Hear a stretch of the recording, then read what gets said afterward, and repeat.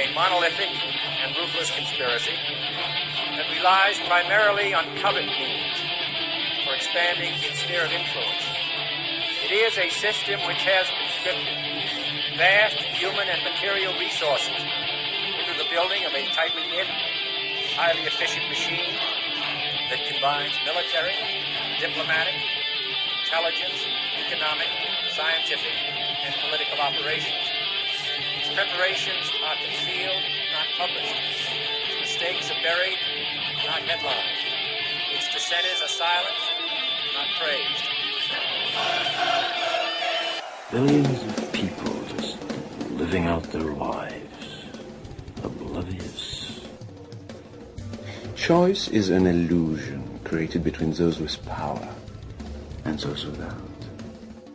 I drink your milkshake.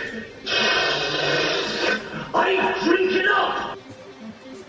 Thank you, John Larson. I receive your kind words on behalf of all of our courageous members of the House of Representatives who want the best for the American people.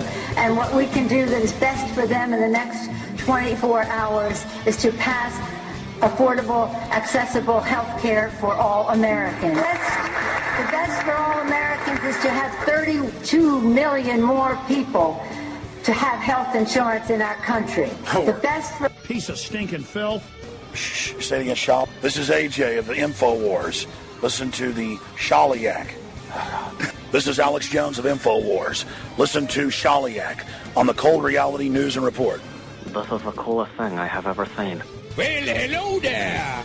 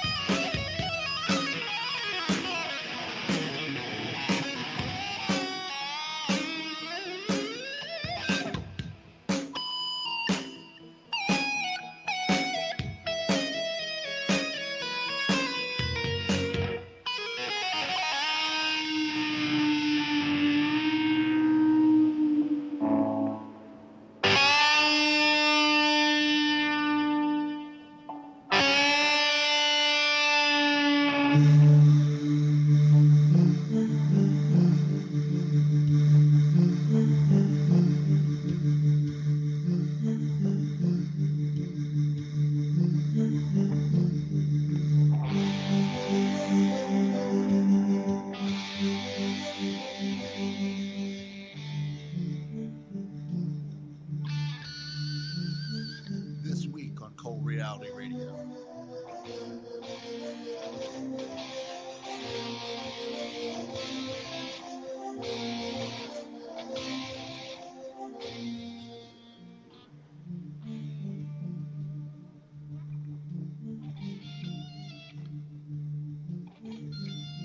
Testing 1 2.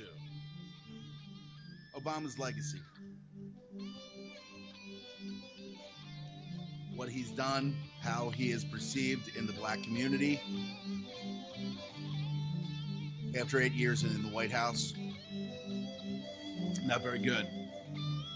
Cornel West stated the black mascot for Wall Street. So, and how he's going to turn that one around.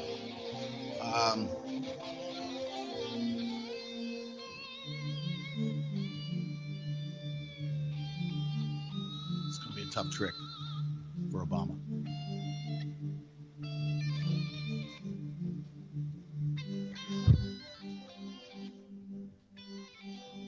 Chaos in Berkeley regarding Milo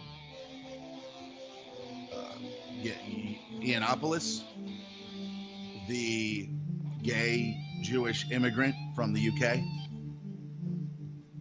who apparently has everybody really, really angry, as well as Gavin McInnes of Fox News beginnings, embryonic stages of his career, now conservative podcaster.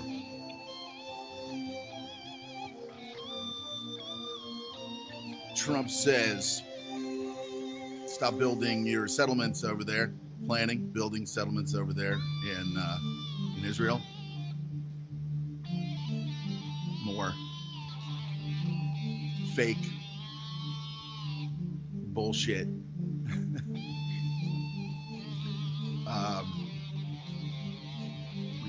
the Super Bowl, the game of his life, Tom Brady. Named after America's family, the Brady Bunch. He should have been in that, actually. Maybe they can make a new Brady Bunch.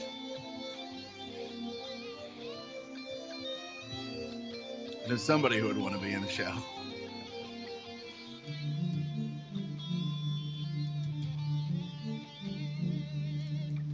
Appeals court declines to reinstate travel ban.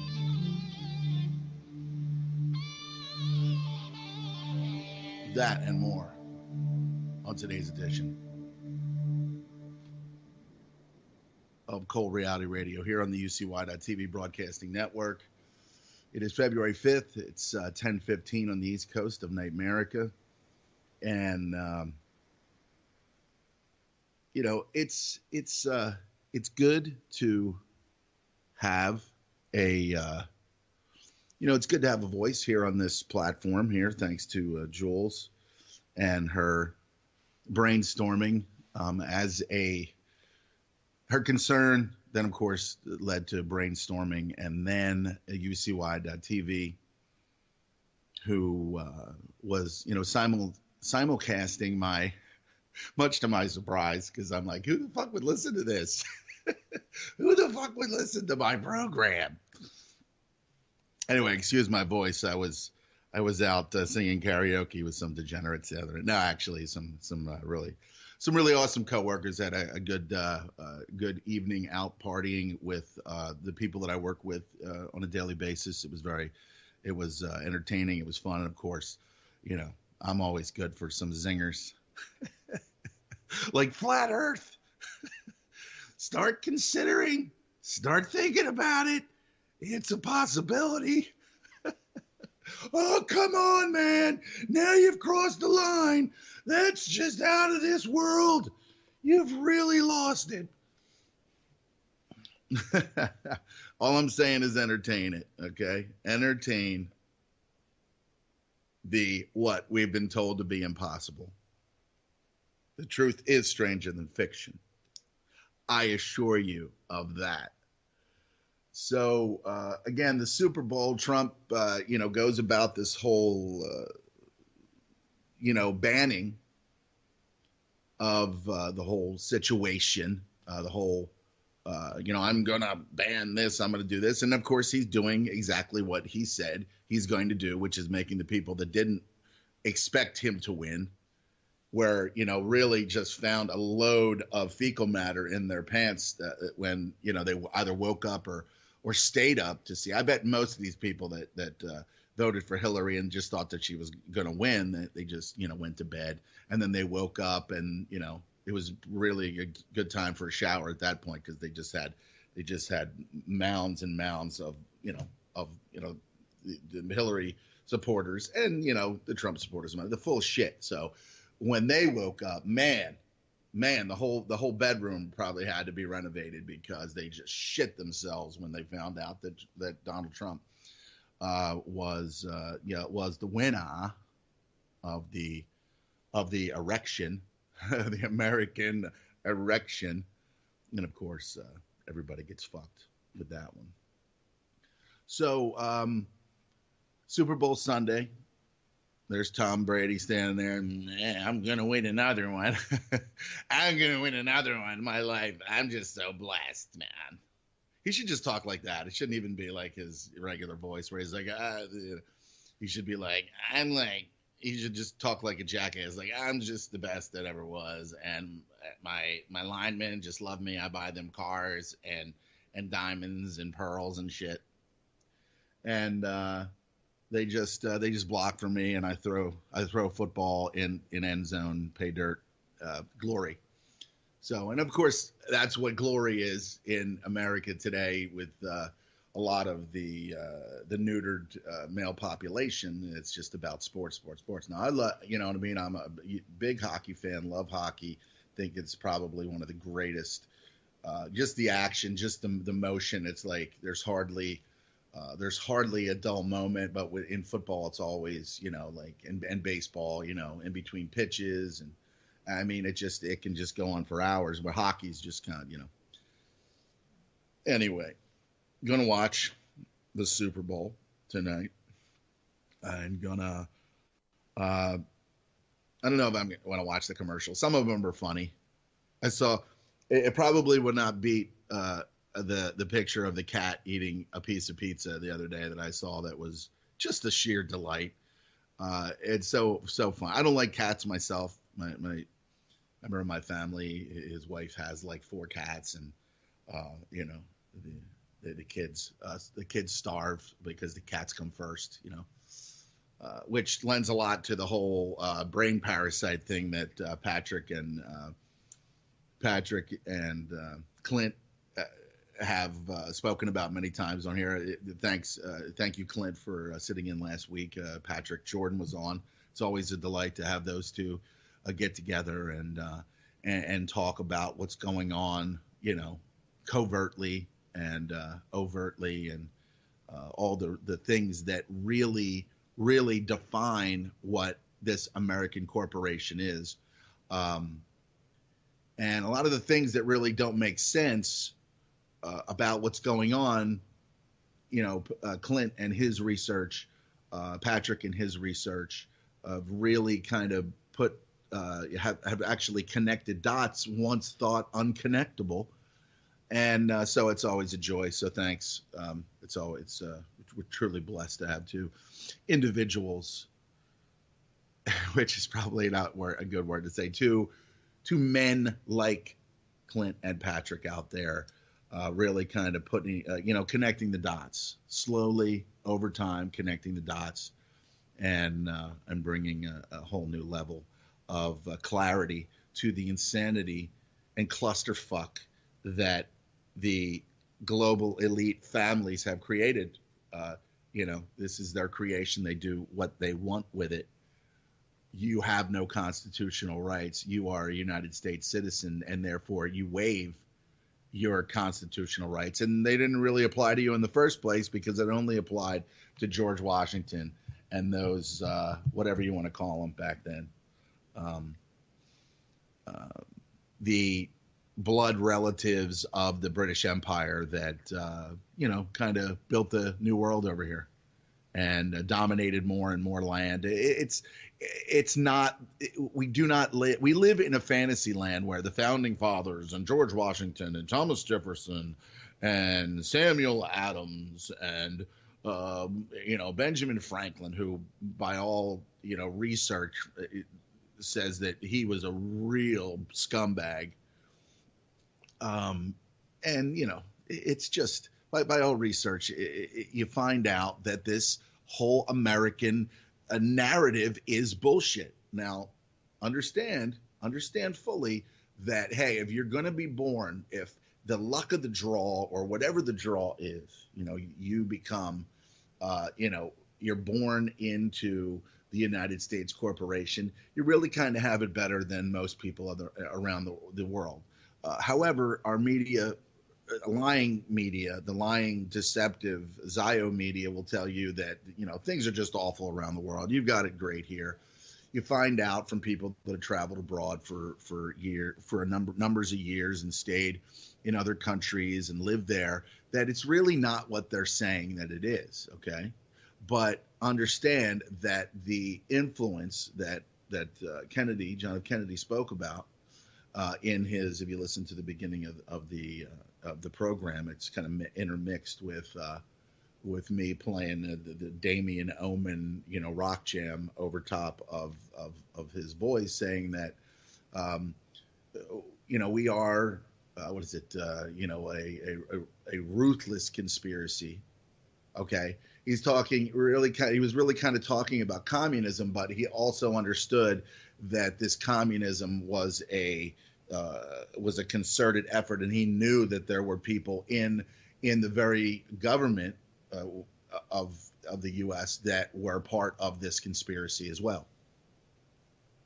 and family members or whatever, just people that have blood oaths to do exactly what they're asked to do, and of course not reveal any of the things that they've been asked to do, or the things that they know of others and the things that they've done. So this really kind of goes back. It is the mystery religions, the mystery secret societies. Heck, if I could create a secret society, I would. You know, I don't know what it would be called, but I would create the secret society. I would bring individuals in. There would be the council of, you know, some of the high priest and priestess. So I wouldn't be labeled a sexist and all kinds of other awful things like they're saying about Trump now, which could be true, but we'll only find out or may never find out. But then, you know, Clinton, of course, Patrick would be at the top of the thing. You know, Jules would be on the panel as well. Jules would be, you know, the highest female member of this secret society, and we would teach, you know, defensive mechanisms and fighting and all. You know, we would teach nutrition and all these different things and what to stay away from, and understand who the people are that are doing the damage and hurting humanity, little babies, you know, and we would fight in a method, a new fighting style would be called Shal Kwando, and we would defend the innocent with that. We would be a good secret society, not like these other ones like Skull and Bones and you know, of course, the Masons and the Knights of Malta and all these other, you know, all these other organizations throughout time that have been designed maybe for the good, but we don't know. We don't know. But there's been a lot of people that have done the studying. But we do know the group of people that are largely involved in a lot of the horrific, you know, the swamp, if you will. And, you know, even though Donald Trump said, hey, listen, we're going to drain the swamp, apparently he drained it right into the Oval Office. And with Goldman Sachs and some of these other guys, Mnuchin, and so Goldman Sachs always seems to be in the mix all the time in every single one of these administrations, as far back as we can go. And it's like, come on, you have to understand that. You have to understand that this Goldman Sachs organization is one of those really those points of interest when it comes to the fact that the economy is shit, and you know, Lloyd Blankfein saying that he is that he's doing God's work. What God he's talking about, we haven't really figured out yet. But, you know, he's doing God's work. And, of course, he was also, at some point, I saw an article where he was diagnosed with cancer. But they don't even talk about that anymore because probably, you know, he bought the cure or someone gave it to him or whatever. But maybe we'll see what's going on. Maybe there'll be a report. Or you won't hear anything ever again to be like, hey, I wonder what happened to Lloyd Blankfein's cancer diagnosis. And no one will really know, but he'll still be alive and he'll still be doing God's work. And so I saw a really incredible documentary. And, of course, it was on RT.com or Russia Today, where, you know, the propaganda and the fake news and everything is coming out of that. And I've got my theories about why the U.S. is why Trump is being called Hitler. Okay, you gotta connect the dots here. Why Trump is being called Hitler? Why large portions of the rest of the world look at the U.S. the way that the world looked at Germany? Okay, the way the world looked at Germany in the 1930s. So that is the way. You know, it's moving in that direction. You know, Trump, Hitler, all of these awful things that they're saying, which may be true. You never know. You know, it could be the Muslims this time that are going to be slaughtered in mass. We know that the Christians all around the world, and there have been many reports about Christians all over the world being persecuted. ISIS, the proxy armies for the elite bankers over there, you know, of course, Al Qaeda and Al Nusra and and a lot of their operatives like Yasuka Madiq, the evil terrorists, and Yalik Madiq. A lot of those really, really awful people that the Western media puts out there and says, hey, and there are, but believe me, there are. Whatever you think is happening in the world, whatever you think about the Muslim faith or radical Islam or whatever, you really have to understand that this was really kind of predicted years ago, that there would be a war. There would be a war, or the Third World War, or whatever, would kind of center on the Muslims and Islam. Okay, and this was Albert Pike, the head of the snake when it came to the Freemasonry. He wrote books, Morals and Dogma, I believe it was called. A number of, I could be wrong about that, but he did write a book that really kind of put this out, and there was any number of quotes that surfaced and circled around the whole, First World War, this Second World War, because all these things were planned long in advance. All of these conflicts were planned well in advance, years and years in advance of when they actually started. So. All right, so 8 years ago, you get Barack Obama, and he is, the guy. He's the guy that's going to bring everything to the forefront. He's really going to he's going to change the world after the 8 years of George W. Bush and the endless wars and things of that nature. Let me test this 1 second. Sorry, 1 second. Testing. 1, 2. Make sure the sound's right. Things have been a little flighty today, audio-wise, after the finger exercises this morning. So I have to kind of get that out of my system on Sunday when I have the platform to do so. So Obama comes in, and he's the first man of color, and which we find out not too many years later through Clint's genealogical research and Genai.com, and even if you go to the DunhamHouse.com, there'll be a tab there where you link in there, and then they'll show you the bloodline lineage Obama has to the first president of the United States Corporation, George Washington. A lot of people are like, oh, really? There's no way that well, come on now. CBS News said that he was related to 4 U.S. presidents. They didn't say George Washington because that would be a little bit too close to home. But all you have to do is find it. If you have any questions, I will provide that video to you.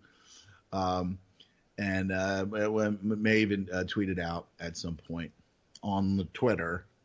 And so the bottom line here is that he is related to and all these men that have become the United States president have all been related in some way as well. Okay, but of course you never hear that. You never really truly hear these things because it's an agenda. Okay, it's a 300-400 year agenda, and it's very hard for people to understand that these things take the form that they have, and they think that everything is just everything just kind of happens, and Barack Obama came out of nowhere to become the president. Never mind that George Bush and George H.W. Bush are related to Prince Charles, and they're all related to Vlad the Impaler. It's just never mind that. Never mind that.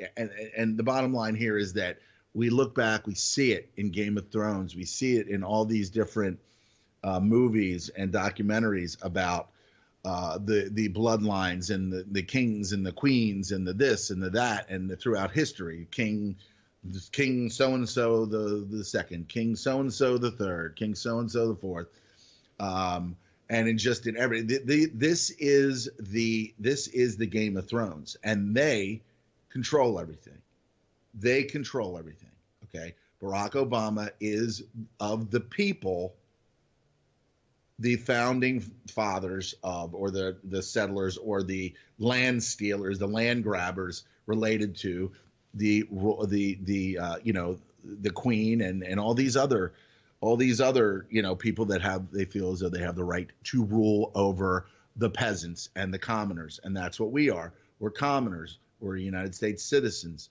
We have been brought into this label, this so-called prestigious title, but it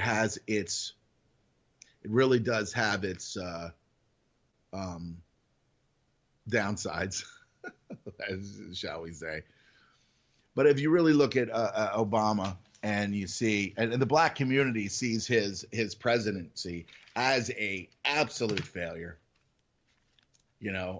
As I said, you've got Cornell West, Glenn Ford of the Black Agenda Report. Okay, now, and that sounds kind of like, why would they need an agenda? Well, there is a bloodline agenda, which is largely white, but they also have people that are of white by blood, but not by skin. Obama, you guys got guys like Spike Lee, who through Clint's research again has found a lot of these people linked and tied together. Probably Jesse Jackson, who Glenn Ford says the black misleadership, and that's what I've been saying all these years. These guys are in there, and they're just they're fake. They're just a fake help. They are not what they say that they are, and they're not doing what they say that they're doing. They wouldn't be allowed to. So the legend of, years from now, the legend or the legacy of Barack Obama, okay, things that happened that led to Trump and this landslide election. You've got him saying like a near total collapse of the left. I mean, that's really kind of what we're, and I thought for a while back there, and I can be deceived still, that the left, that Hillary was going to win, and that the Republican Party was completely done. You'd never see another conservative or any, not that even means anything. Flattering title, Republican. And so a near total collapse of the left. So I was kind of deceived, because I thought that the left was going to get in there, dominate, and you'd never see another Republican, jackass in there again. But the main thing is, and this is Tarpley, Webster Griffin Tarpley, in the Obama Deception documentary, said that Obama is an agent of Wall Street capital. He's an agent of Wall Street capital. And then what do you hear from the breakdown, the final note of Obama's chorus or symphony? He diligently served the powers of Wall Street and the war industry. Okay? Even though Democrats are supposed to be liberals and not want war, protesting against war and warlike machinations. Okay? So the assault on civil liberties, the kill list, which most people have probably never even heard of, that included the U.S. citizens, the misuse of the Espionage Act, where he said he was going to be completely transparent.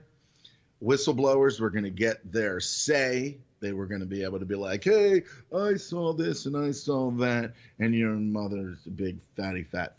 Okay, so he misused the Espionage Act to prosecute the government whistleblowers. Okay, and we can see that in other documentaries. There's many documentaries on RT that really kind of show what's going on around the world. How Monsanto, how things like John Perkins, who wrote Confessions of an Economic Hitman, how they would go into other countries, buy out, the leadership there, and if the leadership that was in there, kind of went against them, they would be replaced by someone else, right? Like Saddam Hussein replaced the guy that was there before. That was another CIA coup. They're putting Saddam in place. The assault on the civil liberties, including, as I said, that included U.S. citizens. The misuse of the Espionage Act to prosecute government whistleblowers. The passage of 1021 of the NDAA, the National Defense Authorization Act, to empower the military to act at a time of crisis as a domestic police force, which basically it's ready, and I was discussing this with a coworker, it's ready, Chicago's ready for the National Guard to go in there because the police cannot control this anymore. The killing is just going on and on. The black on black crime that Obama never, ever spoke about, okay? And then, of course, Rahm Emanuel, Sweetie Pie, Sweetie Cakes Emanuel, gets in there, and he's the mayor now of this city that is basically a failed, you got your failed states, well, you got yourself a failed fucking city there, okay? And he doesn't care. He loves the death. Trust me, because that's what the agenda is. Failure, the NDAA in a whole, but especially at 1021, empower the military to act in a time of crisis, which we are going to see. Trust me on this one. We're going to see this. It's going to happen. It happens no other way. And of course, with Hillary not getting the election, look at all the chaos and the violence and the protest and all the things that have happened. That Trump's a Hitler. You're a Hitler, buddy. And you're a this and you're a that and you're a fascist in this. Fascism's been going on in America forever. It is the United States is a corporation, okay? So fascism built this bitch, okay? Fascism built this thing. All right, so he has furthered the assaults implemented by the Bush administration. So it just kind of kept going. All those things, it was like, all those things that he was saying about Bush, you're a bad guy and we can't have more of this. We got to have hope and change. Because of today, the decision we made today, blah, blah, blah, blah, blah, change has come to America.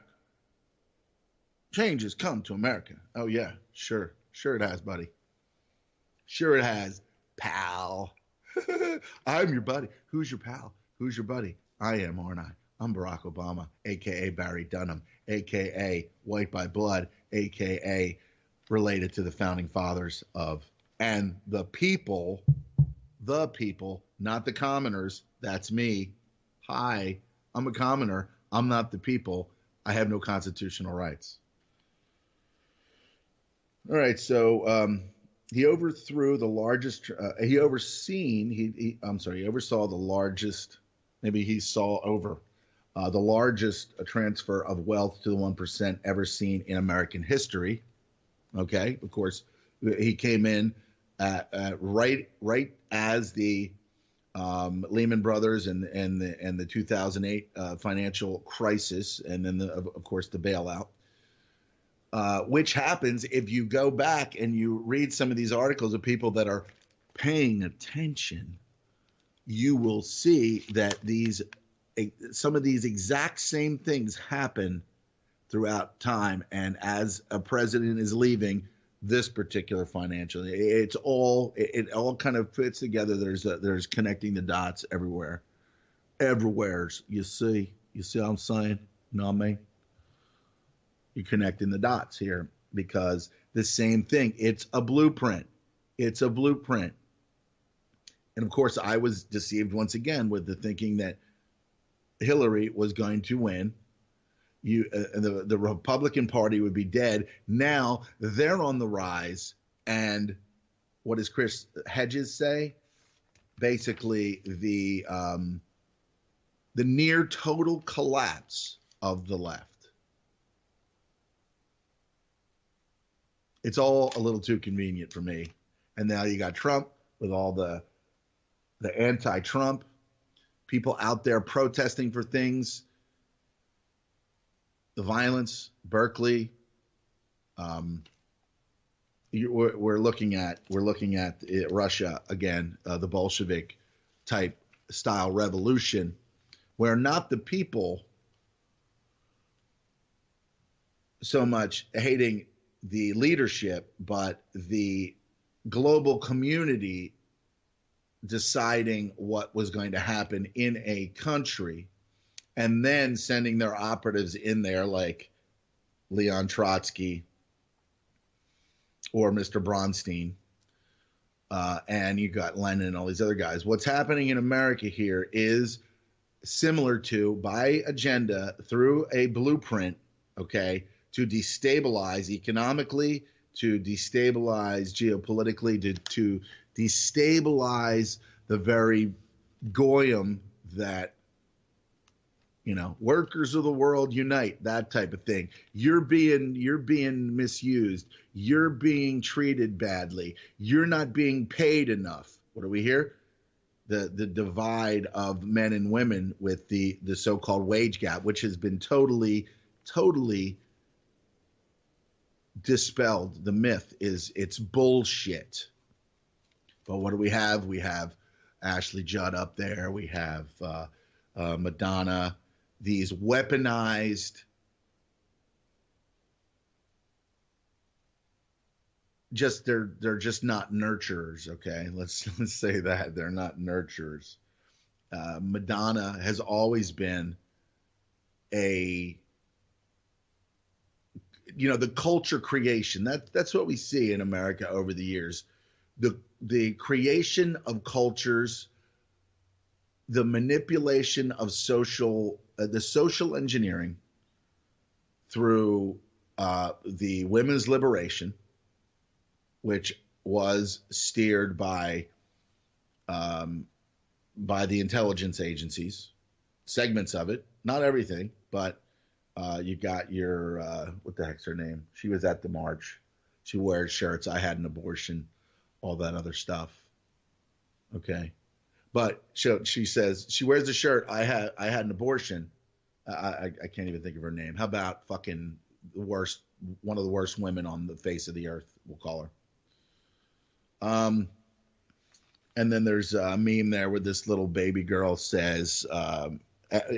Also, she says, when there's a gun violence, if we have to get rid of guns so that we can save the children, while she has abortion. So the little girl in the high chair says, "You did read your T-shirt, didn't you?"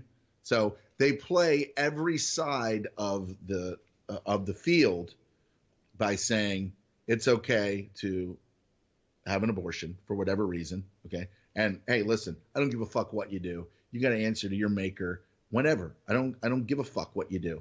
Okay, I don't give a fuck what you do. But don't be asking for other people to pay for it. And don't jump onto some political bandwagon because you think that they're fighting for your fucking rights. You are one of the worst fucking forms of life if you do that. If you let someone grandstand for you, like Obama did when he started the whole thing, when he was getting ready to. I can't even believe 8 years went by that fast. Side note. Because we weren't having that much fun. And so he, when he goes for his reelection, he's all like, "Oh yeah, you gays are all right with me. You this, or you this group of people, I love you now. You're this, you're that, whatever." And then of course, if you look at Obama's history, he's got a history of, batting, from the left and the right, not just politically. But again, it's not even an issue. It's about politically lying and saying that you believe that marriage is is an institution only between a man and a woman, and then when the time is right or when you need something, you say that okay, I changed my mind. Okay, I changed my mind. Okay, that's just really the lowest form of scum, and in addition to other things. But for the people that allow these politicians to grandstand for them, shame on you, you fucking insect. Shame on you, you fucking rotting fucking insect. To let a politician fight for your rights on something. They don't fucking care about you. They don't care about you. They're in the big club. You're not. And they do whatever they have to do. There are exceptions, but understand, you are not the people. Let's see. Again, he oversaw the largest transfer of wealth from the 1% ever seen in American history. Okay. Champion charter schools. This has been a real big topic there, where the schools are so fucking awful.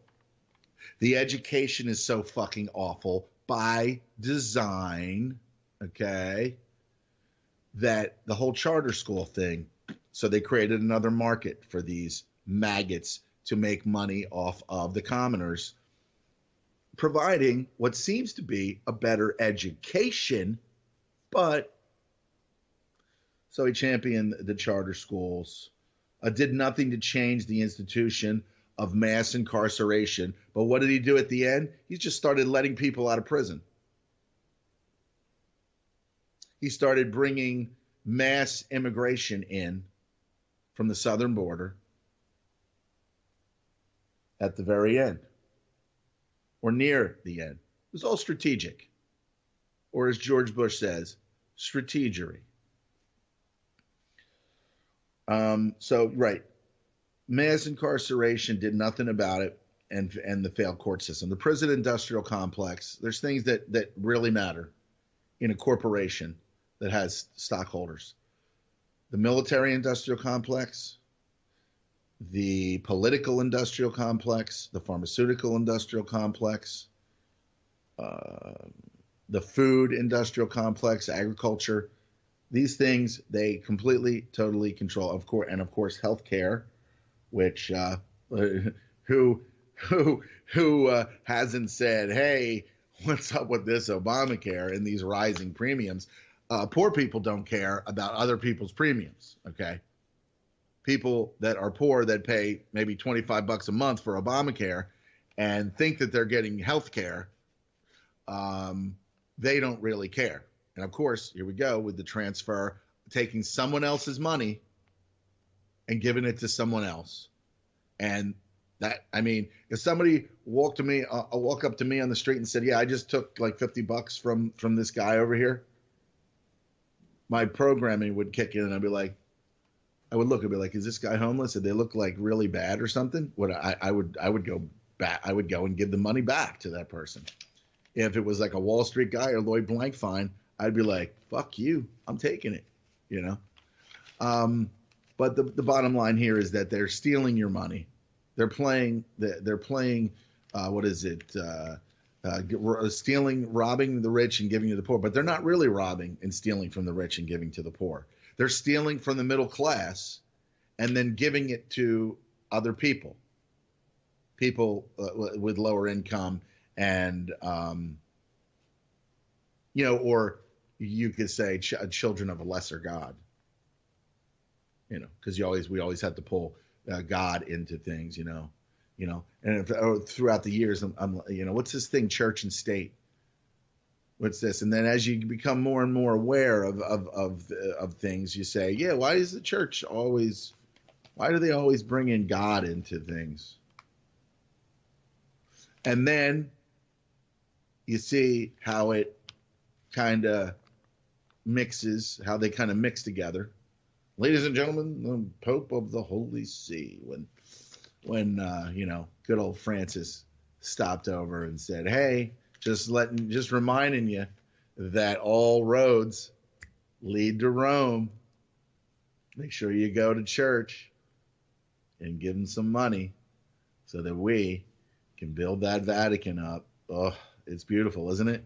Meanwhile, there's rubble surrounding the entire Vatican, people living in squalor to some extent. But the Vatican gets stronger and stronger. The city-state, the Vatican, the crown, part of the crown corporation. Look it up.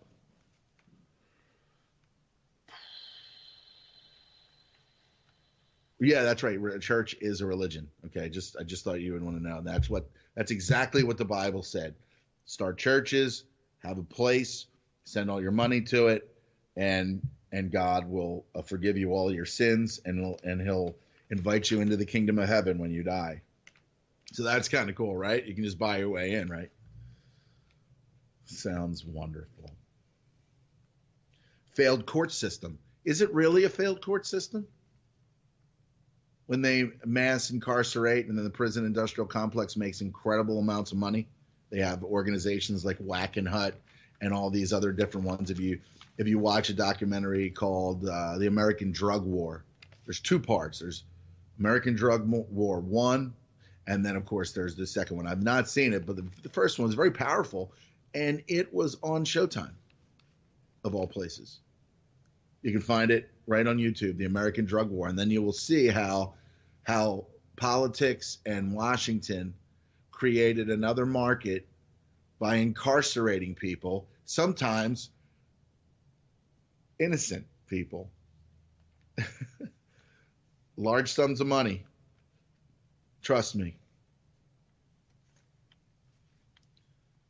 And of course, the worst form of life that would do that. I mean, of course, you have to have something. You have to have some facility to house people that really can't, mingle amongst the other commoners, right? Because you don't want really them killing, your taxable sources, right? I am a taxable source. My coworkers are taxable sources.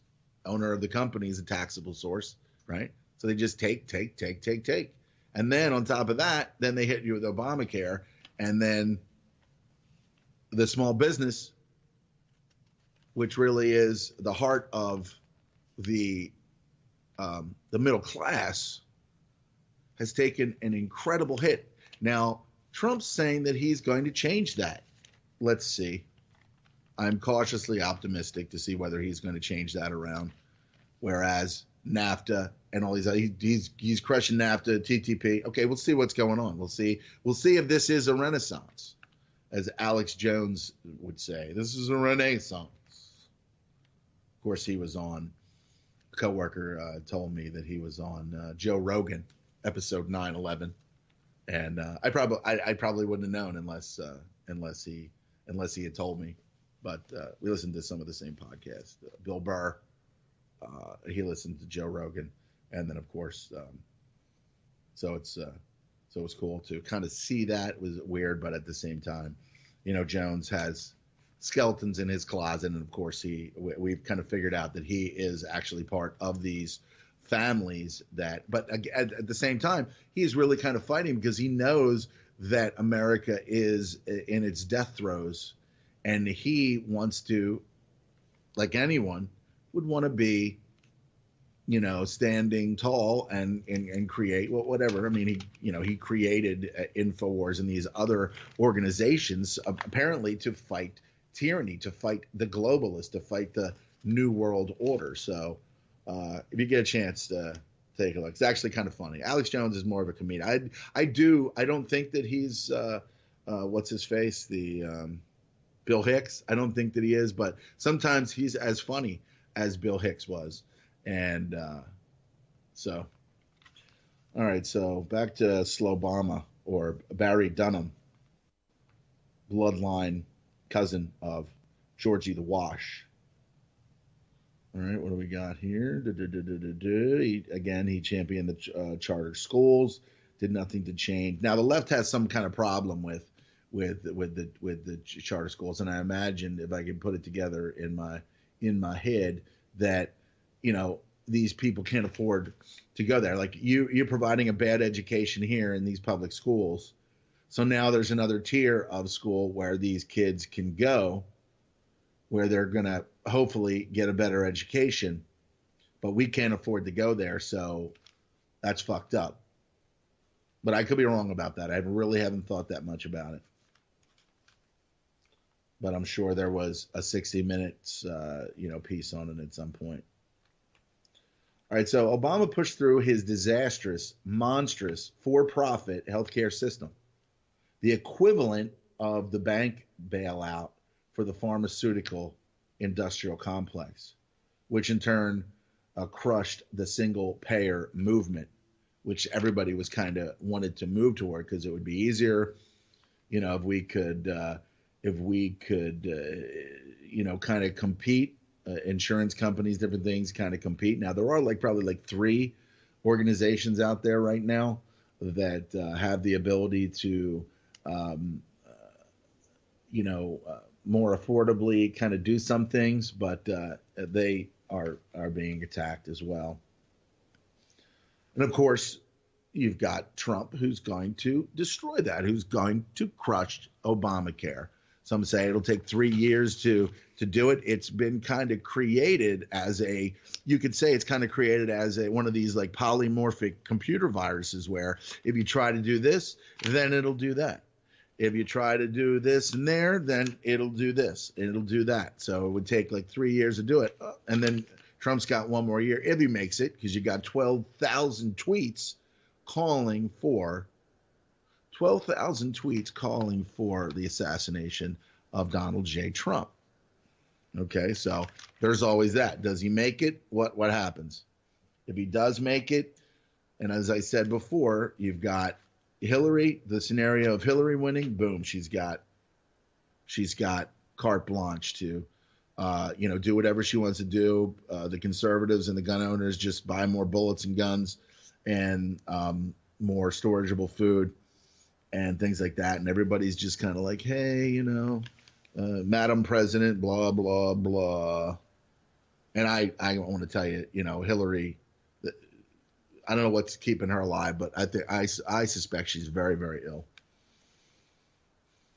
And again, she'll have to when the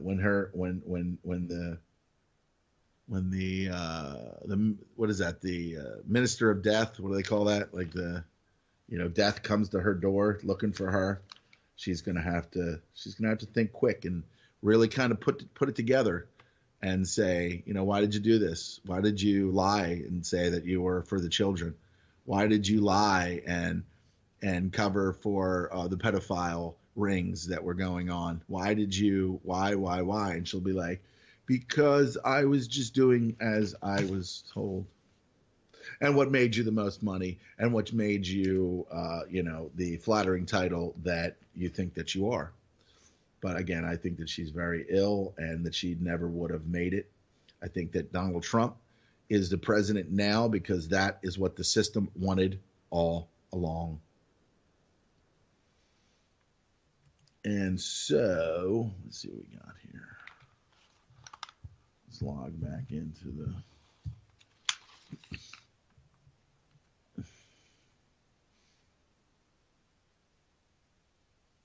So yes, this was monstrous and disastrous was and is Obamacare. All right, so we'll see what happens.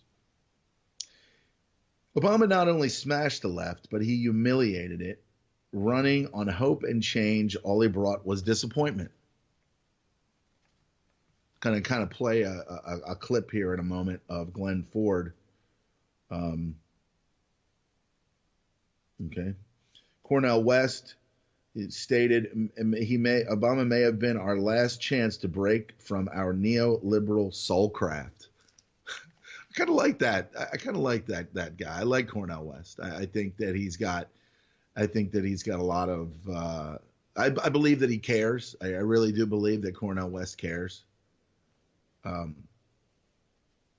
think that, of course, he's used a little bit by Bill Maher because he's always on Bill Maher's panel. And, of course, Bill Maher, he's for no matter who dies, he's for whatever, clears the highway up. So, because he's better than everybody else. And, of course, he called Obama, Cornel West called Obama the black mascot for Wall Street. Very, very damning, dude. Pow. Uppercut.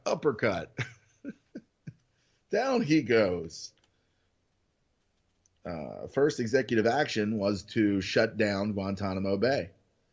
Now there's 196 less inmates there, but it still stands, and Trump will keep it open and was quoted saying that he will fill it up with some bad dudes. I would have filled it up with some bad dudes. Obama also chose not to prosecute anyone in the Bush administration. That's because they're all cousins, right? I can prove that. Signed executive order to eradicate torture, but this is not really going to stop because executive orders really largely are just, hey, I'm the president and I order this to kind of happen or start happening. It's not something that is binding to a certain extent, to my knowledge. No punishment for the bankers who just kind of, really, and of course this was by agenda, but of course there's no justice for any of the commoners. Okay, the bankers. The bankers would not see any kind of punishment after they really fucked up everything. They just really, truly fucked and screwed the pooch and all those other funny things to say. But then perhaps, him being an agent of Wall Street Capital and the black mascot for Wall Street, he filled his the swamp with the same ones that he voted to bail out with taxpayer dollars as the junior senator. When Occupy Wall Street triggered the protest in many major cities, Obama labeled them as he labeled the Tea Party, who was called racist and all these other things, when all they wanted people to do is stop fucking stealing from me. Stop fucking stealing from me. Stop fucking taking my shit. Now I and this is a lot of these people that kind of, started waking up from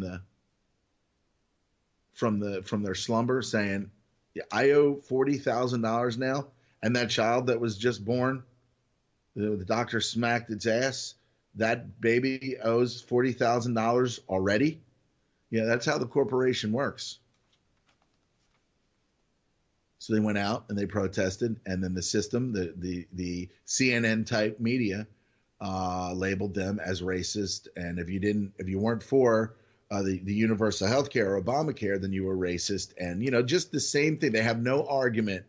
They're just stealing from you. They're stealing from you. Taking your shit. They're running up in your shit. For those who only understand jive talk.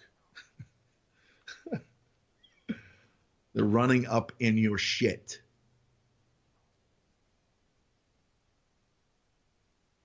When Baltimore exploded into violence,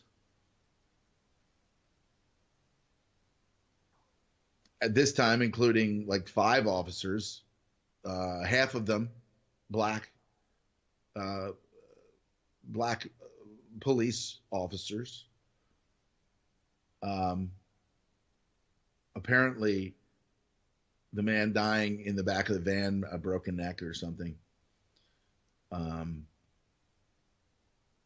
Obama's statement was, these people are just criminals and thugs who tore up the place. That's what the president said. These people are criminals and thugs, apparently, and they tore up the place.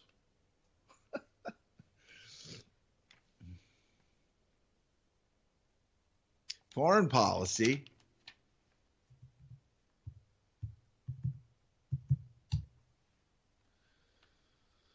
He expanded the Bush administration's secret, unaccountable drone war for drone war from a program outside of the war zones. So there were people being droned and killed outside of Libya, which was another proxy war. They figure out ways to do what the empire figures out ways to do what it wants by paying people like you saw in Berkeley. And then saying that, when Gaddafi started fighting back at this paid insurgents, from the proxy wars and the banker armies, then he was strafing his own people. And then from there, the Western media says, oh, he's killing his own people. We have to do something. It's that blueprint over and over again, where the media lies for the criminal corporation, the military industrial complex, so that they can, right? So, but they're not going to get the approval. They didn't get the approval to bomb Syria after the so-called gassing, the poison gassing, because Saddam, I'm sorry, not Saddam, but Syria, Assad, Mr. Assad did not do that, but the enemies of Assad who want them out false flagged them. How can we stir up more? We'll use gas and kill people, and then we'll say that he did it. We'll say that in the Gulf of Tonkin that we were attacked, and then we'll have a reason to go to war. What did McNamara say in a documentary called The Fog of War that you can see on topdocumentaryfilms.com or most likely on YouTube as well? He said, I think we were attacked that day. Now, when the corporation wants war, the corporation figure out way, start war. Simply said, simply enough. That's how it happens. And they're doing it in our name with our tax dollars, the way it's always been done and the way it always was meant to be.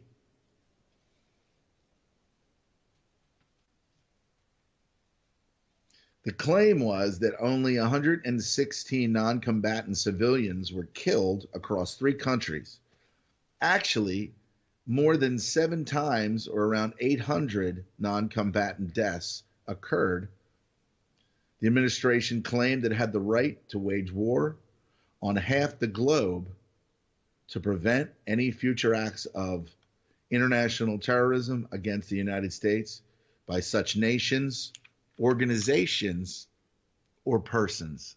There's that person again. So all Trump's trying to do, and I don't know, I'm just cautiously optimistic. What Trump's doing here is trying to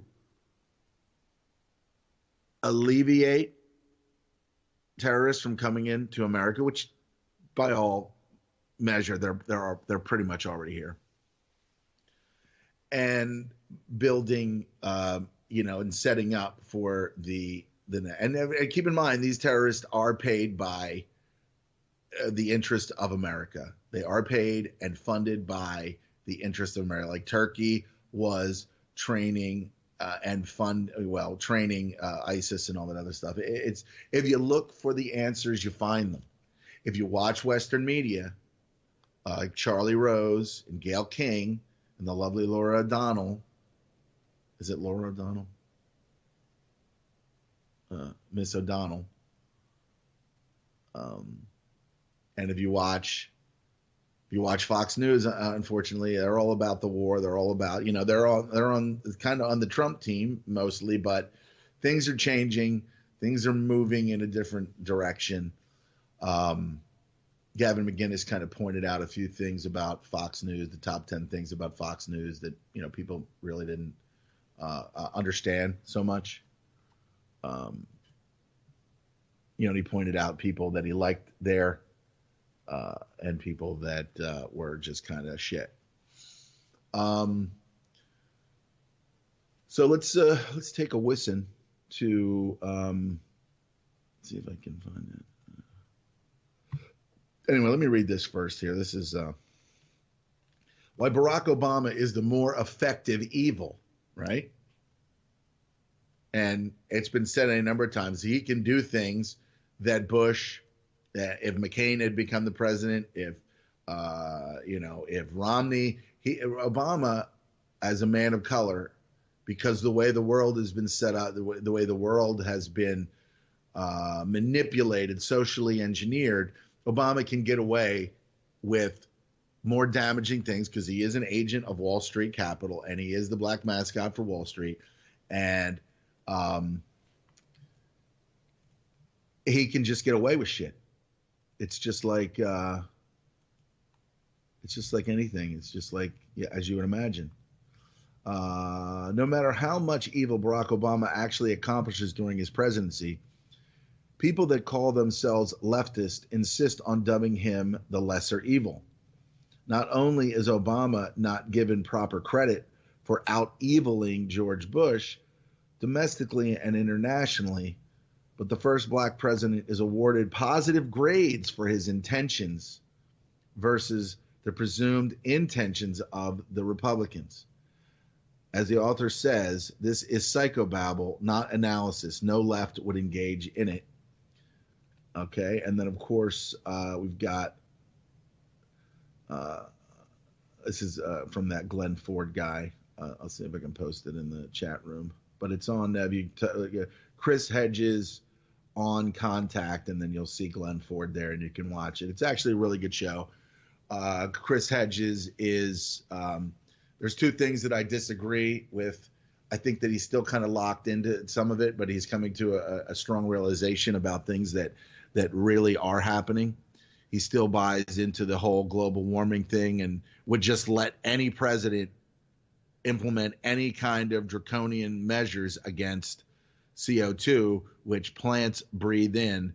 And when plants and trees breathe in CO2 and become stronger and healthier and what they were ultimately supposed to be, then they provide oxygen, you see. And so then we breathe in oxygen, and then we breathe out, and then they breathe in, and then they breathe out, and then we breathe in. So what they're doing is essentially demonizing nature or demonizing God, from what we've heard from Clint, that God is nature. Nature is God.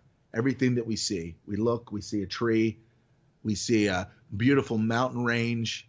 That's God. God is nature. The Son of God, or the Word of God. Okay? Jesus was the Word of God. He was the Son, but it's all the way that it's interpreted. And of course, there have been people for a long time purposefully misinterpreting the Bible, religion and corporation, to bring people in so that they can be profitable and basically just kind of brain fuck you into thinking things that are not true, tell you about the kingdom of heaven, and of course always depicting and seeing Jesus on a cross nailed there with the all that horrible scene.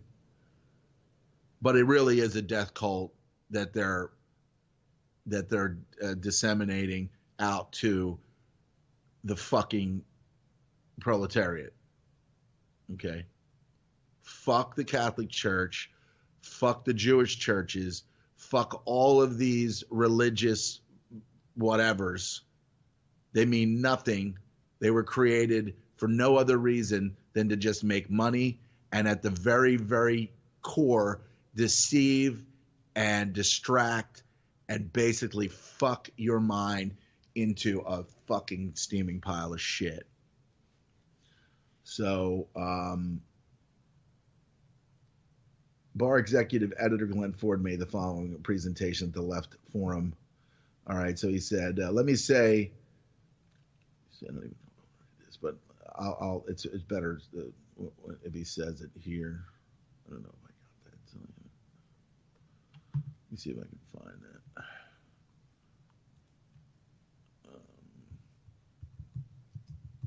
And how Obama has been was sold to us because black people thought, hey, this might be a good thing, that might be a good thing. Wholly, it's just shit.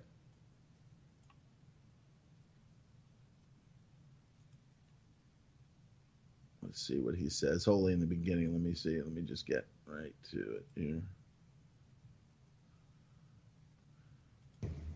His ruthless honesty about the Obama administration has made him many enemies, especially among the black bourgeoisie. But he has proven to be as prescient as he is courageous. Thanks, Glenn. Thanks for having me. So let's look at the 8 years of Barack Obama, our first black president. What has that meant for African Americans? Well, it means that a black person has grabbed the brass ring or the golden ring, and we've now had 8 years of experience of what that means or does not mean in terms of black America.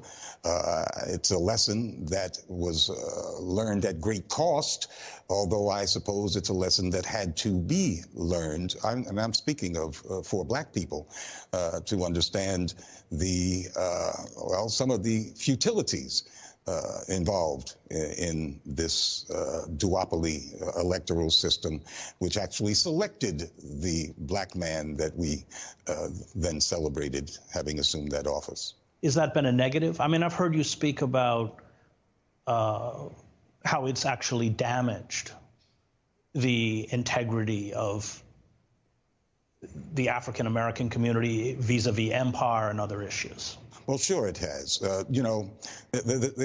Black folks are not geniuses. There are no genius people. People are all the same.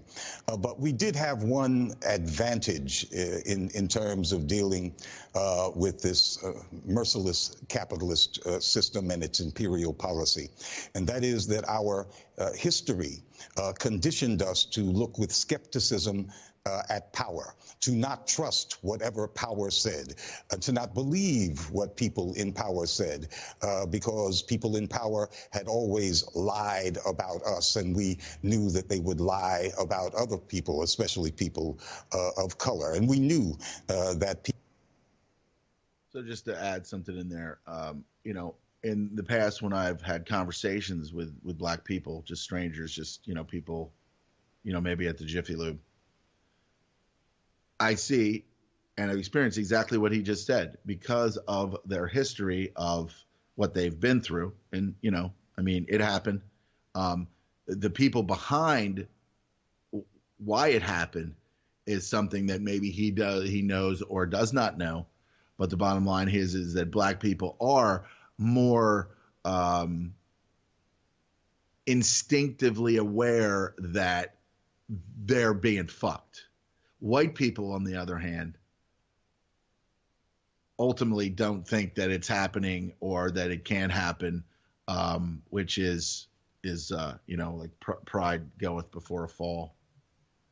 People in power in the United States were up to no good with their military and their security forces because of the way they treated us. So we were skeptical about U.S. military adventures abroad. And all of the polls, since they've been tracking black folks as a group, have shown that black America is the most opposed to U.S. military adventures abroad, and the most left-leaning in terms of domestic bread and butter issues. That's a product of our history.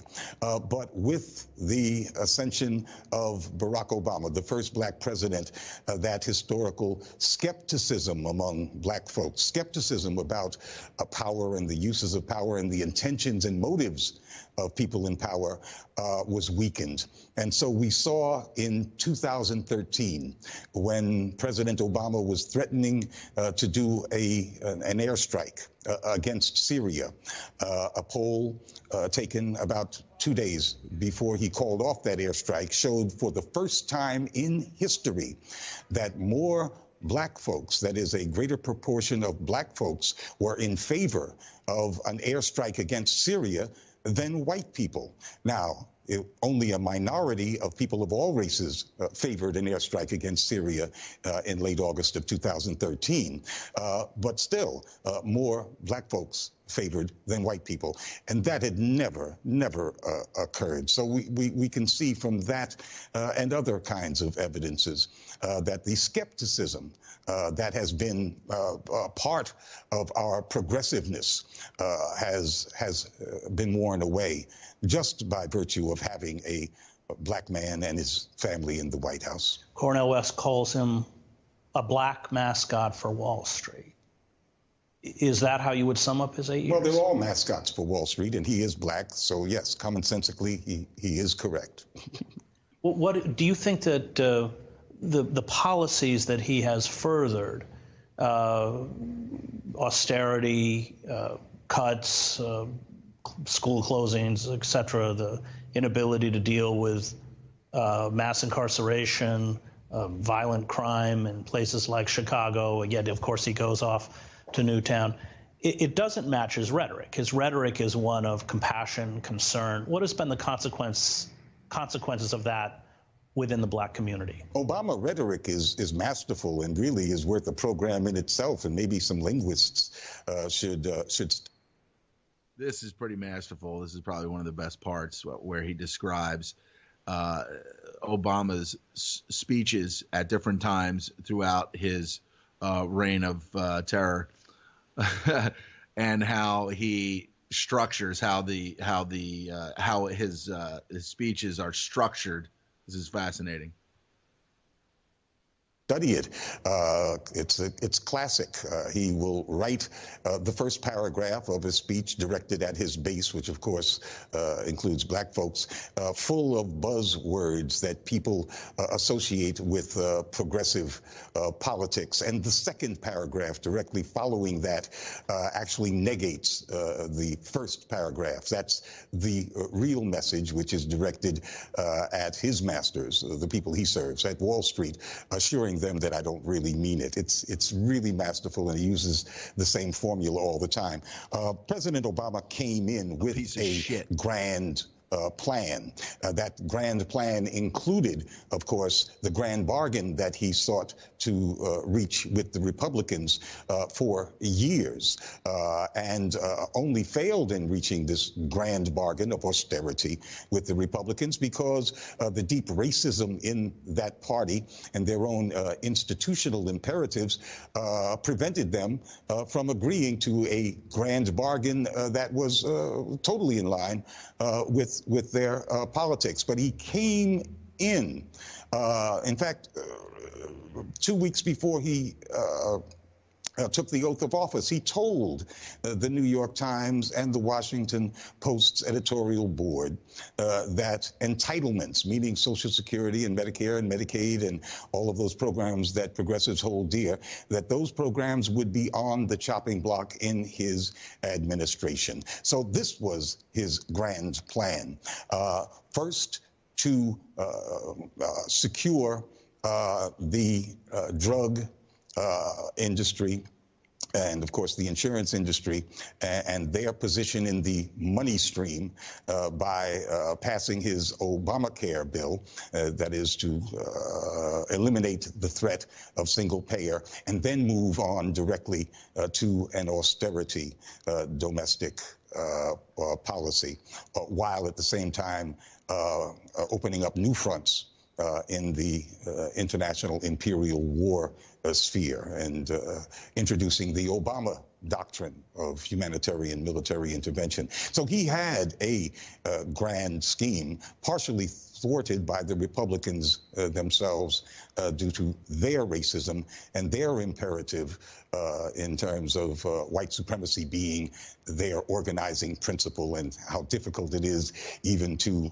make peace with a complacent and cooperative black Democrat. Would you grant that having a black family in the White House has positive symbolic value for African Americans? I think it is something that we had to go through in order to remove the illusions of what it means to have a black person at the head of a reigning or ruling national party. It is a very painful lesson, but one that we had to experience. There are two currents in black political thought and action that have been there ever since there has been a black polity in the United States. One is self-determinationist, a politics that is progressive, that seeks to transform the world around us, which inevitably means transforming the world for white folks as well. And one that is representationist, that does not seek transformation of society, but only wants to make sure that black people are represented at all levels of the power structure, but is quite comfortable with the power structure. That representationist tendency was fulfilled totally with the election of the first black president. And we'll come back to that. When we come back, we'll have more from Glenn Ford, executive editor of the Black Agenda Report.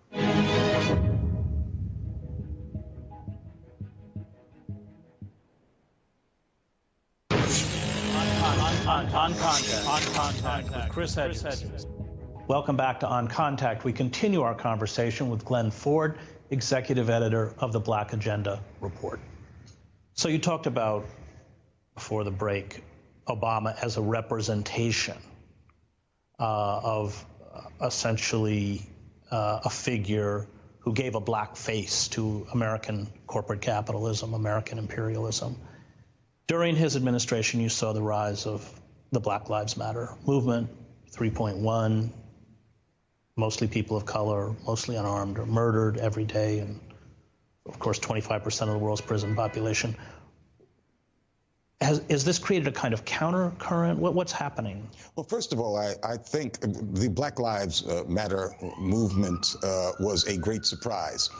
And it was a great surprise to folks on the left. It was a great surprise to those activists still living who'd been involved in the last great mass social movement of the 60s, that this would arise at this time.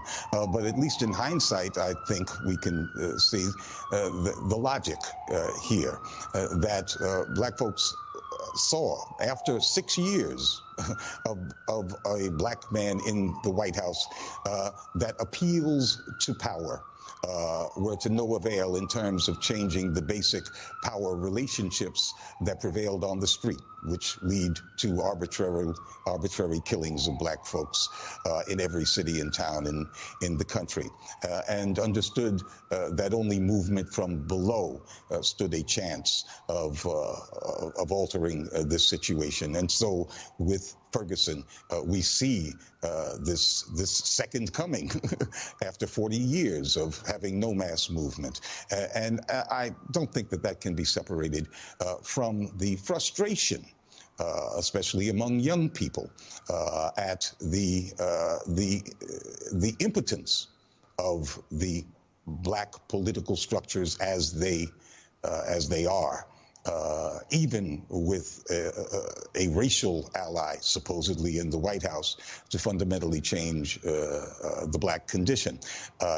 It called forth a transformative kind of movement. You saw figures like Jesse Jackson go to Ferguson and they were booed. And that was the great first victory of the movement, that it delegitimized these folks who we at Black Agenda Report call the Black misleadership class, the class that whose self-imposed mission is to collaborate with the powers that be, a game of positioning that they've been playing forever, but that black folks in general never win. How would you assess? All right, so there's more on this guy here, and I think that he understands, or at least he should try to understand, that the Black Lives Matter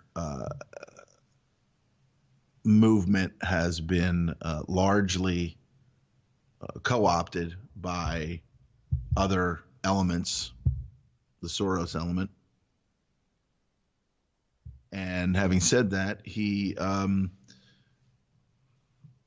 probably does. He probably understands that. But maybe he's hopeful that any kind of protest or any kind of activity will kind of change things for the better. At the same time, with Black Agenda, it seems like it's kind of, like us against the world type thing. But he definitely makes a lot of great points. He pointed out that Jesse Jackson is an establishment misleader, and he got booed, as well as I believe Al Sharpton, that carnival barker.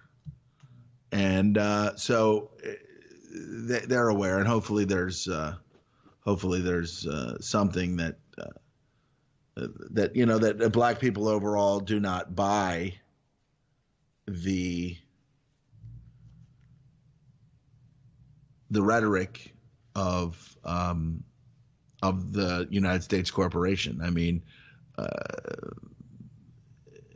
it is largely a deception.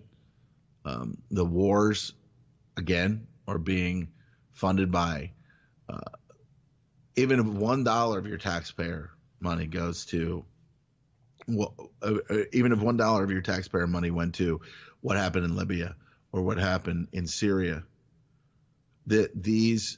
Libya was something that was a lie.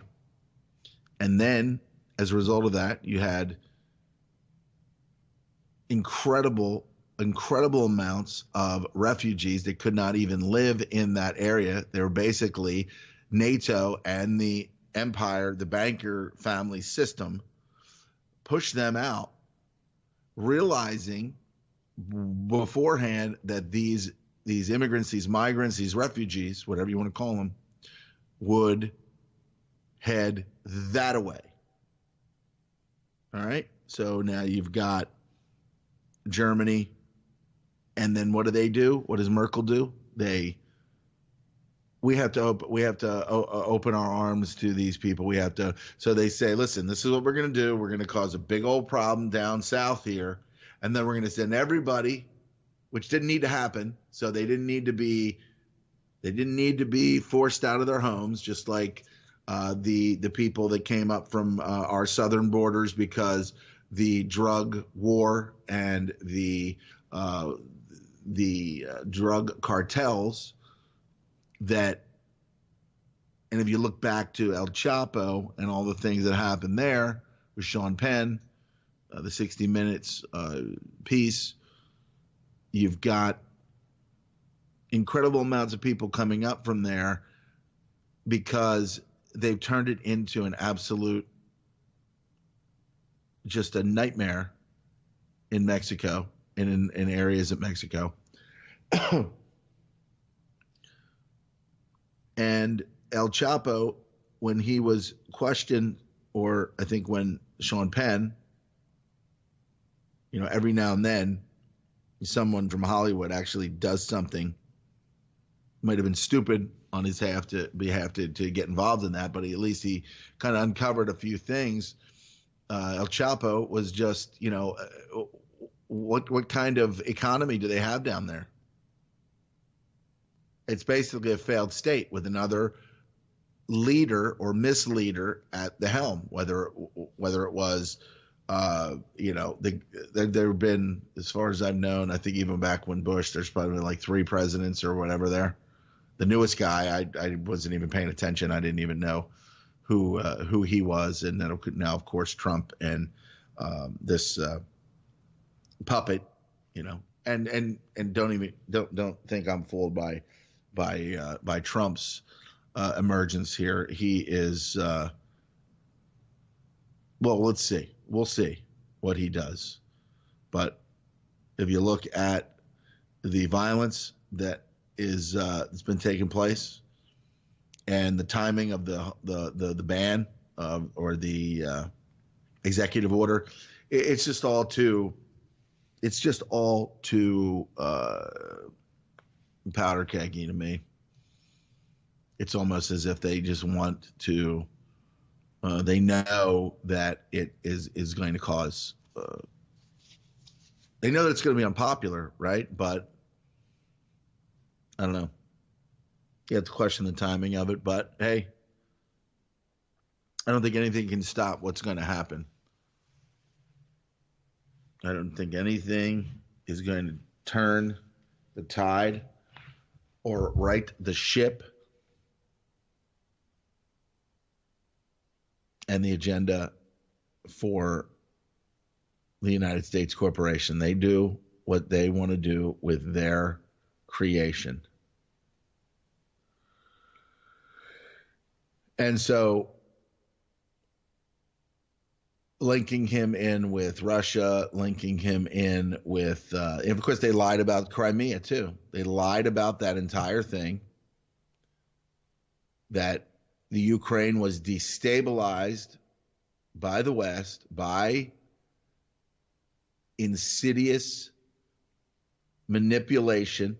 Soros was involved to take a situation that was kind of like low-level volatile and then spark it up. They knew exactly, they studied the area, they knew exactly what they had to do, what they could do. They have the money to do whatever they need to do while people starve and people die.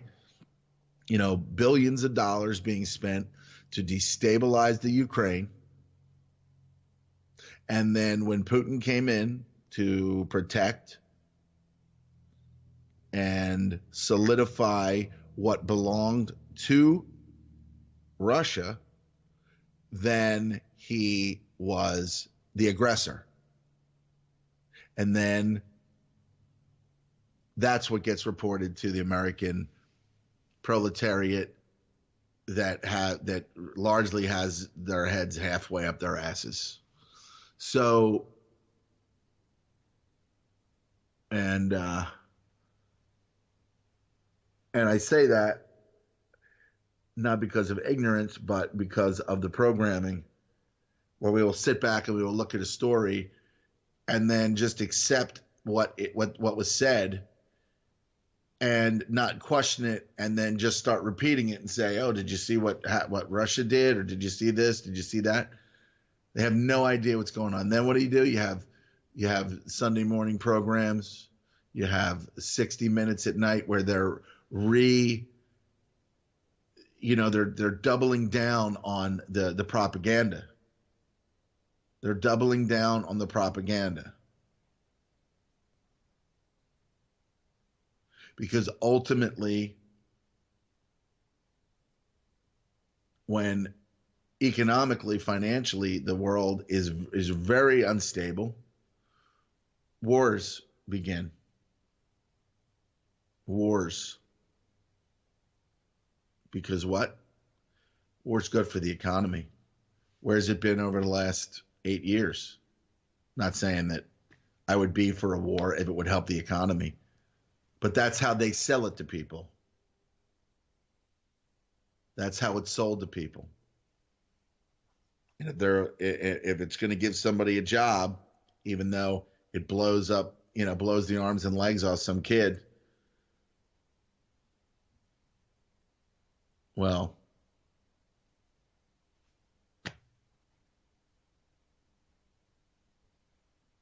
that ain't right. That ain't right. So we're looking at a lot of instability. And they say that I was watching that Judge Janine. God, she's fucking annoying. But I was watching some of it, and they were saying that it will be overturned.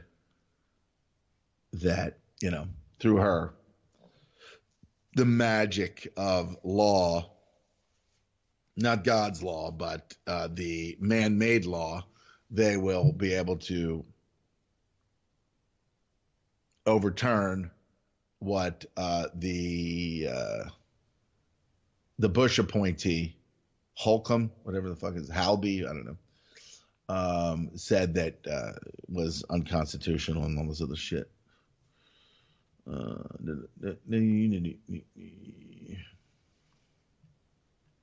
So, of course, the big game tonight between the Falcons and the Pat Riots. The Pat Riots.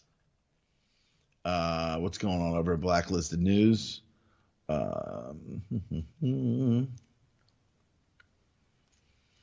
The fascist regime in Kiev continues to use terrorist techniques to assassinate military commanders fighting for their fledgling Donbass republics. According to Sputnik, Colonel Oleg Anashenko of the Lugansk People's Republic was the latest victim of assassination after his car was blown up. That ain't right. 6 Bundy Ranch gunmen and followers begin trial. With a stroke of the pen, Donald Trump will wave goodbye to the Dodd-Frank Act. The fundamental issue is the existence of the Federal Reserve and our system of dishonest money. That is unlikely to be addressed by Trump, unfortunately. I sure wish the president had gone with John Allison's, formerly of BB&T and the Cato at Treasury instead of Goldman alum Mnuchin. It's always got to be Goldman Sachs, which is the swamp. This guy's like totally against whatever Goldman Sachs has been doing all these years. Dodd-Frank should be overhauled, however. It's a real burden on small banks and encourages large banks to become even larger so that they achieve too big to fail status. Just for instance.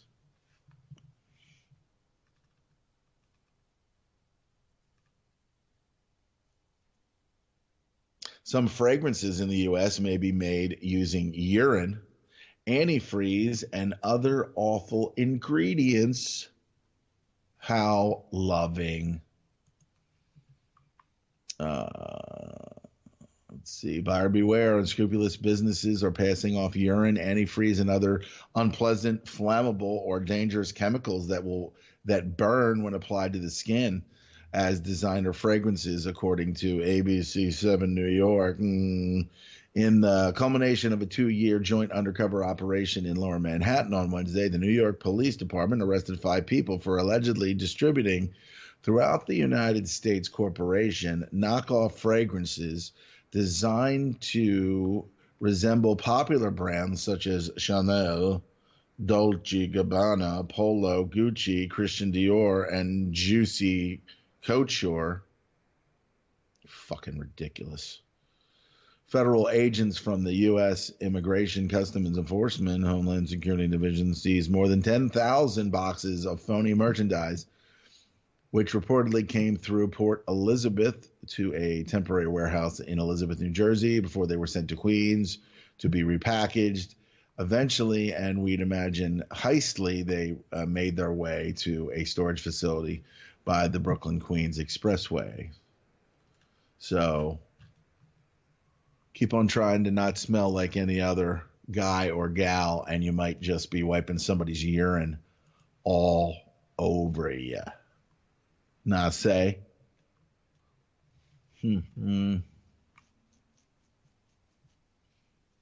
Okay, now that Trump's in office, the media suddenly is concerned with U.S. military killing civilians. Isn't that nice how the worm turns?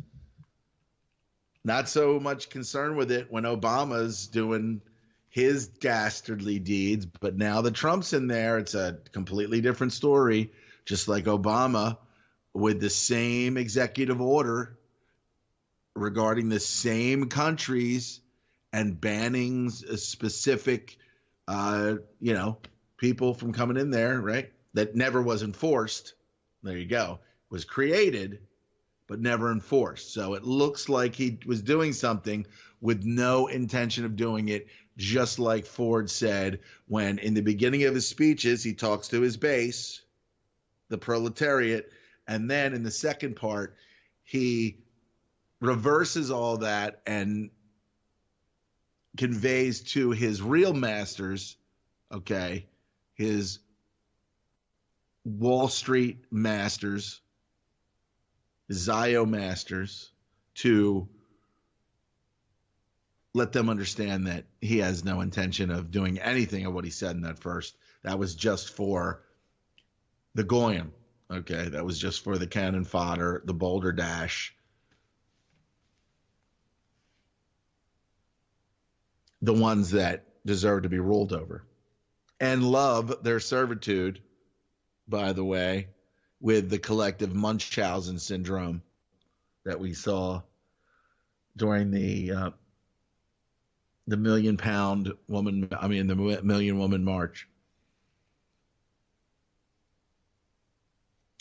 For the last 8 years, Peace Prize recipient and ostensible savior of the free world, Barack Obama rained down hell from the sky on brown people across the Middle East.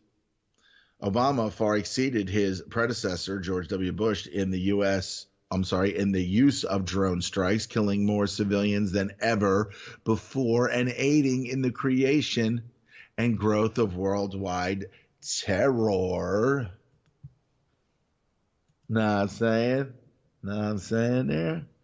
All right, on top of his warlord president receiving the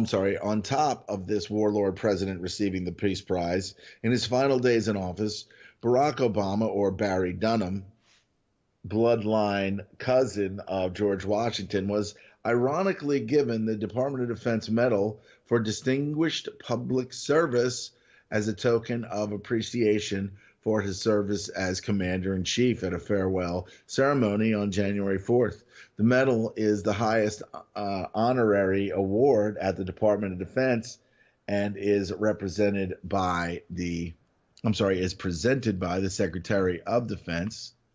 All right there now. In his last year alone, Obama authorized the United States military to drop more than 26,000 bombs in 7 countries, according to an estimate by the Council on Foreign Relations.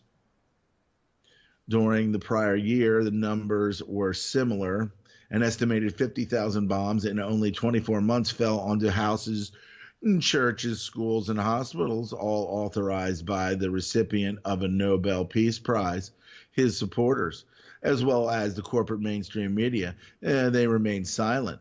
Fast forward to last week, following his predecessor's footsteps, reports from Yemen indicated that as many as 10 women and children were killed in a raid authorized by Donald Trump. During this raid, an 8-year-old granddaughter of Nasser al-Awlaki, who was also daughter of Anwar al-Awlaki, and brother to his son was also killed, right? But he also dined at the White House. If you type in there, Fox News Anwar al-Awlaki had lunch at the White House. So I think what they were doing when they killed Anwar al-Awlaki was just killing one of their, one of their assets, bruh. It was an asset, man. And, okay, who was also a daughter of Anwar al-Awlaki, who was shot in the neck and died after suffering for 2 hours, according to Nasser al-Awlaki. All right, and then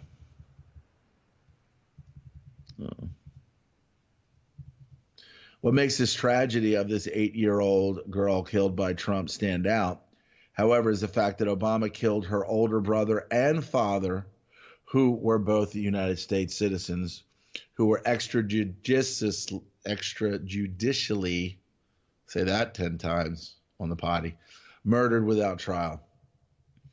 As Free Thought Project reported last month, below are just a handful of civilian slaughters that took place under Obama. On July 2016, over 100 civilians were killed in multiple U.S. airstrikes in the town of Manbij, including blah, blah, blah. Dozens of civilians were killed by U.S. bombs in Daku, Iraq. The U.S. bombed 2 hospitals in the same month in the same city during operations in Mosul. U.S. officials revealed in November 2016 that the military investigated 257 allegations of civilian casualties and deemed only 31 of them credible, just over 10% of the total. The aforementioned civilian deaths are only during the last 6 months of 2016 and are from Syria only. As Trump now takes the helm, the same media who covered for Obama's slaughtering in the Middle East are now all of a sudden interested in exposing that same slaughter. When Obama approved a CIA drone strike in Yemen that killed al-Awlaki's 16-year-old son, mainstream corporate media was all but silent. The fact that the president ordered a strike on an American citizen with no due process and killed his teen son in the process was but a blip on the news cycle, including Fox News. So the bottom line here is that, as I said earlier today, Obama was protected. He is no better than Trump, and we may find out that Trump is no better than Obama and what he did.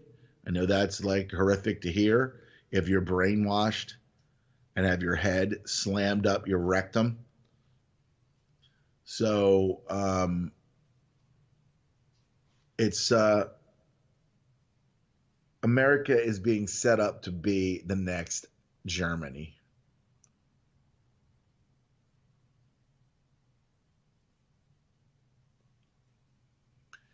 I read articles on the program within the last 2 or 3 years where basically it said many, many countries around the world see America as, and of course then they really should tie Israel in there too, because we are them and they are us. They see America as the greatest threat. Okay? They see America as the greatest threat. So if that's what they're shooting for, they absolutely have achieved it, to put America as the enemy of the world. And that's what they're saying now. You watch RT yesterday. They met at Malta. Is it Malta? One of these islands south of Italy, where they're sitting there saying, yes, America. After this, of course, the order to ban these 7 countries. Not Indonesia, which is has the largest Muslim population, and a number of others, but it's hypocrisy. It's just a load of shit. And in addition to that, it's all bullshit, and it is indeed bad for you. like putting cologne or perfume on that is antifreeze or human urine. So I use oils, which is pretty good. Some musk. I got it at Whole Foods. Smells good. It smells good. I like it when I put it on and I get compliments for it. It's nice. It smells good. Have a great day.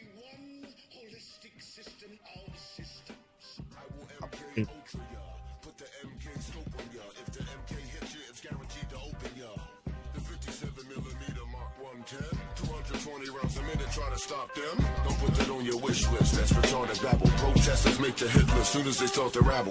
They are nothing but fishes in the barrel. It doesn't have to be Christmas for a carol. Some decorate with ornamental decorum. Some perform shock and awe on Hanukkah and Purim.